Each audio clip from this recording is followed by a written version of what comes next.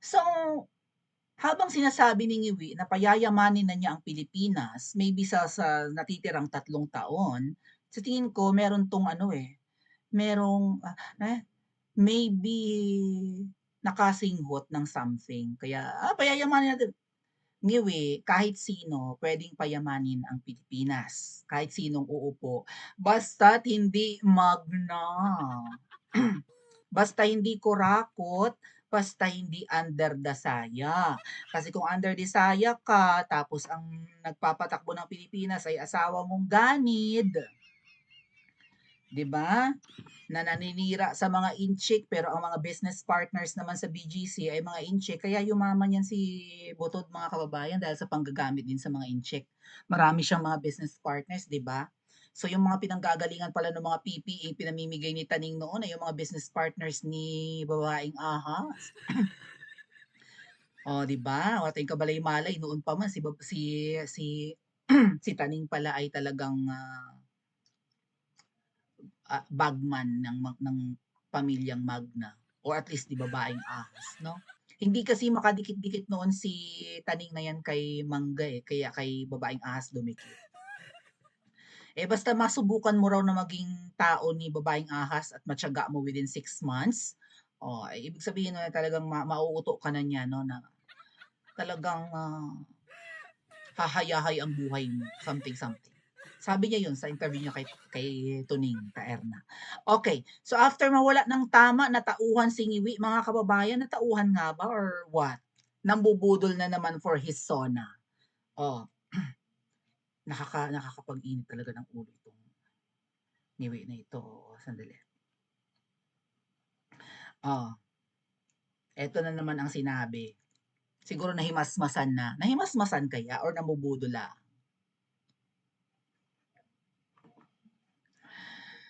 Oh,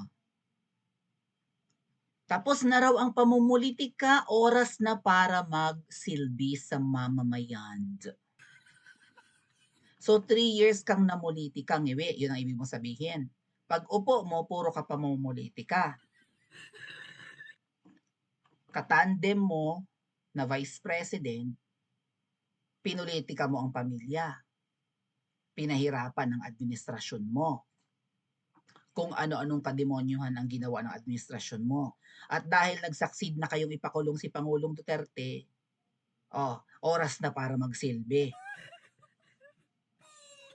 Kasi siguro may mga nag-a-advise talaga dito, no, half of ano ka na, no, half of your term. So kailangan meron kang legacy, may maiwanan kang may pagmamalaki.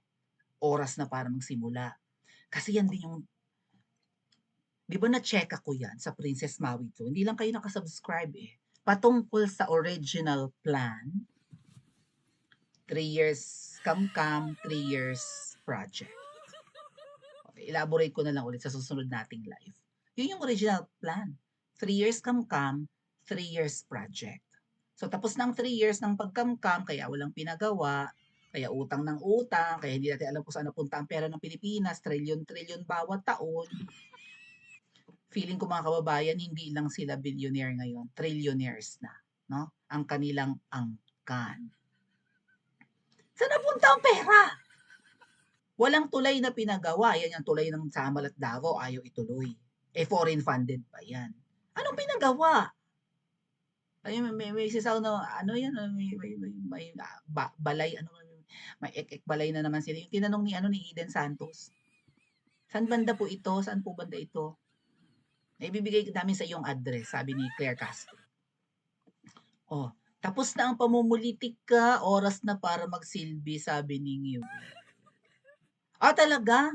So dahil nabulilyaso yung plano nyo na si VP Sara ay ipapakidnap nyo rin sa ICC, hindi nyo na itutuloy? Tapos nung nabulilyaso yung plano against Senator Bongo and Senator Bato na isusunod kay PRRD, hindi na itutuloy? Magsisilbi na sa bayan? Kaya mo payayamanin ang Pilipinas? Ganun ba yon? So, ang sabi dito ng nag-share nitong post, he spent 3 years of politicking, then he realizes he has to work. Natauhan ba? Nagising na? Sana magan, Mr. President, 3 years of wasted time. Wasted time para sa mga Pilipino. Sila, haya-haya, tiba-tiba. Pati pera ng loto, pati ginto ng Pilipinas na tunay-tunilada, 25 tons, nasaan? Pati pera ng PhilHealth, pati Okada bribery, may ganyan, di ba? Kasi yung sa bribery ng Okada, hindi lang yung si Tamba.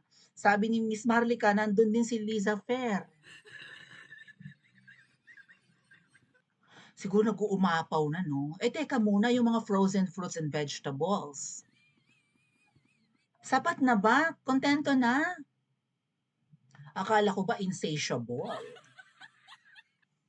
Akala ko walang kabubusugan or maybe nambubudol lang. 3 years of wasted time, wanton robbery of our coffers. Oh, ano ang dapat parusa sa mga kumamkam at numakaw ng pera natin? Wala tayong nakita eh. Ayan din, total si Ngiwi immune sa kaso, hindi pwedeng kasuhan. Sino naman ngiwi kung talagang totoo kang maninilbihan sa Pilipinas? Ha? 3 taon ka na nakaupo, trilyon-trilyon ang budget, nasaan napunta ang pera? For sure may nagnakaw ngiwi. Meron ka bang mapaparusahan na mga appointees mo and even elected officials na puro pagnanakaw ang ginawa? Meron ka bang kayang parusahan? Kasi ikaw ang presidente. Nasa ibaba mo lang yan lahat. Kaya mo ba? Sino sa mga secretaries mo ang tumodo ng kamkam? Sino sa mga gobernador at local government officials ang puro nakaw ang ginawa? Even congressmen and senators. Wala kang parurusahan? For sure, tumibati ba ang lahat? Tama? Or wala siyang kayang parusahan kasi baka mamaya ay kumanta rin? Ah, mas malala ang kinamkam mo kaysa sa amin. Baka ganun, no? Oh, kainutilan, 'di ba? Incompetence, inefficiency, ano daw ang gagawin natin? Papalakpak? Pumalakpak kayo sa SONA niyang paparating. Manonood kayo?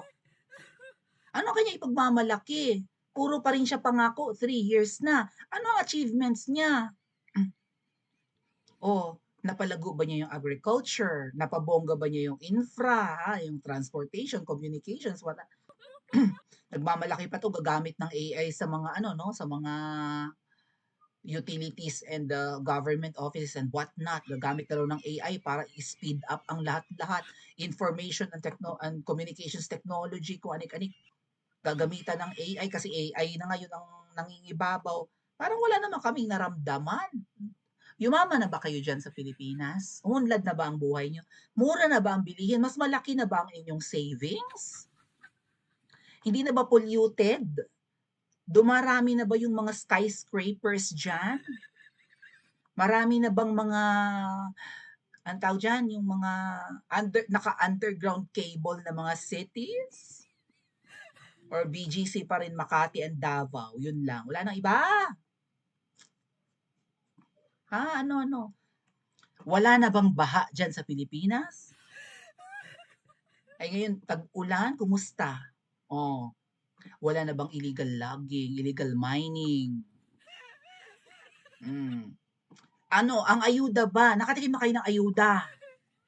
Monthly ba yung ayuda? Yumaman na ba yung mga nabigyan ng ayuda? Nakaraos na ba sa hirap? Natauhan after 3 years, anong klaseng presidente ito? Pa-comment dyan pa sa comment section at mag-like and subscribe din po kayo.